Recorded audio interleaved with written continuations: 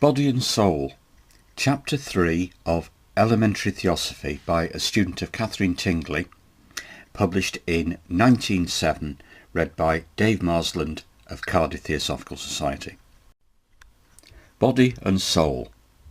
If we now turn to Paul's description of man as a compound of body, soul and spirit, we can more easily understand what he meant. By soul, he seems to have meant the same as we do, the man himself with his will and power of choice. By body, not only the casement of flesh, but all the impulses arising from it which tend to pull the man downward. And by spirit, the divine part.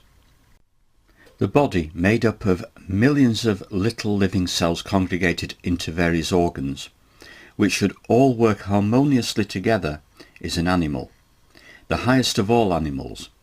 It is the highest because of the development of its brain, and because of that it is a fit tenement for the soul, the man himself.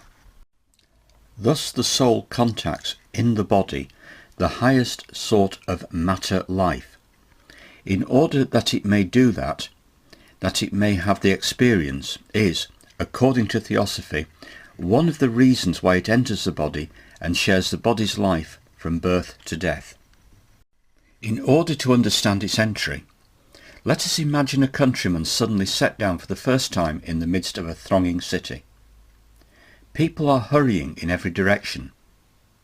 There are 1,000 sounds at once, voices, the feet of horses, the roar of vehicles. Accustomed to the quiet of the country, the man would be dazed by so much activity. He would hardly know himself. His usual current of thoughts would be broken up. It would seem to him as if he would never find his way through the maze of streets. Altogether it would be a sort of new birth for him, the confused beginning of a new life. In the eyes of a newborn infant, we can sometimes see signs of a familiar bewilderment. The soul is just then beginning to enter the little body. The body is alive with the intense life of all its millions of active cells and organs. Besides all the growth and activity that is going on in the body itself, the senses are opening and stirring and bringing in all the new sights and sounds of the outer world. Is it not natural that in all this rush of new experiences, the soul should forget itself and the world it has just left?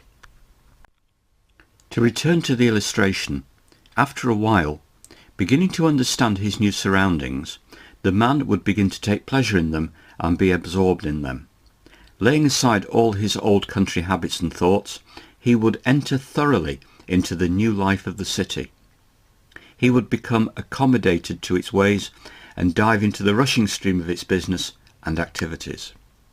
His nature might seem to change altogether, and in a few years he might have lost all trace and almost all memory of having lived the quiet life in the country.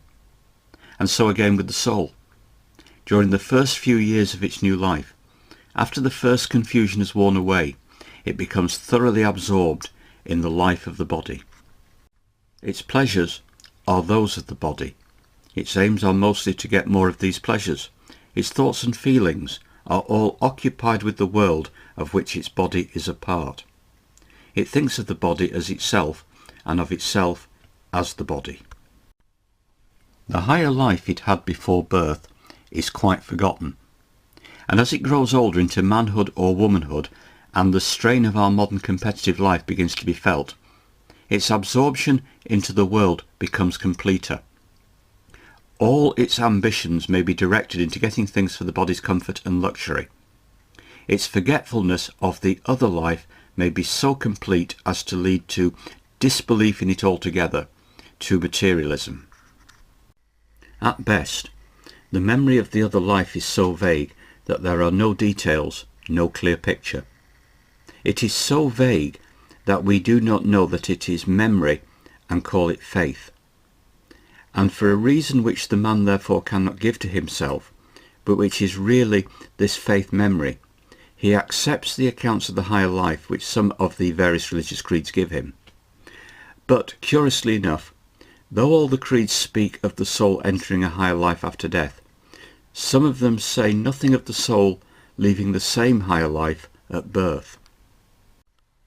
We can now see why the body is sometimes spoken of as the enemy of the soul. It tends to drown the soul's memories, the soul's knowledge of itself. It often paralyses the will, substituting for the will some passion of its own, for example, to get money or position. Such people are really slaves, not masters, though they only know their slavery when they try to free themselves, when they try to use their will to conquer their master passion. We must remember that though the body is an animal, it is an animal which has become humanized through the presence of a human soul in its midst. The soul lights up in it a higher intelligence than it could ever have gotten as a simple animal. And so it has thoughts and aims which are not possible to any of the simpler creatures below man. If the soul yields to it constantly, never asserting its will, letting itself be carried upon every wind of passion, the man may reach a point at which he gives not a single sign of being a soul at all.